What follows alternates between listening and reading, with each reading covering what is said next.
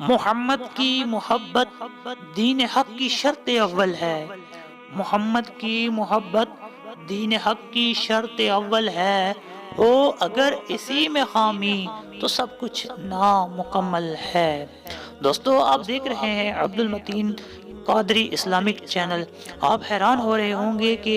Islamic channel کے اوپر ایک فٹ بالر کا کیا کام، اور آج میں آپ کو بتاؤں گا دوستو کہ یہ فٹ بالر کون تھا اور اس نے دنیا میں اپنا نام کیسے کمایا اور آپ یہ کیا کر رہے ہیں۔ یہ ہے فٹ بال ٹیم کے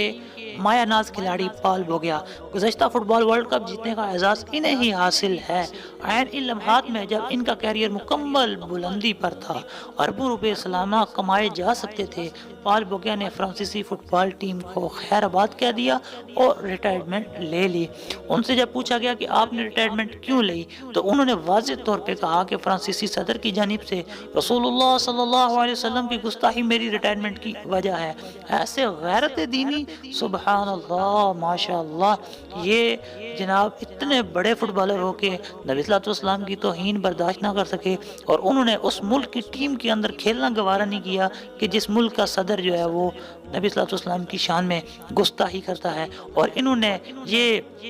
واضح طور پہ اعلان کر دیا کہ نبی صلی اللہ علیہ وسلم کی وہ حدیث اس وقت تک کوئی کامل مومن نہیں ہو سکتا جب اپنی اولاد، مال، جان، والدین، ہر چیز سے بڑھ کر مجھ سے پیار نہ کر لے۔ انہوں نے اپنی اتنی زیادہ کمائی کو بھی ٹھوکر مار دی اور نبی صلی اللہ علیہ وسلم کی محبت کو گلے لگایا۔ دوستو ہمارے لیے یہ ایک سوچنے کا مقام ہے کہ اتنا بڑا کھلاڑی ہو کر اس نے سب کچھ پیچھے چھوڑ دیا، اور ہم نبی صلی اللہ علیہ وسلم کے دیوانے ہو کر بھی ان کی پروڈکٹ کیوں یوز کر رہے ہیں۔ آج ہم یہ عہد کریں کہ ہم نبی صلی اللہ علیہ وسلم کے سچے پکے عاشق رسول ہیں، اور ان کی محبت میں فرانسیسی جتنی پروڈکٹ ہیں ان کا بائیکاٹ کرتے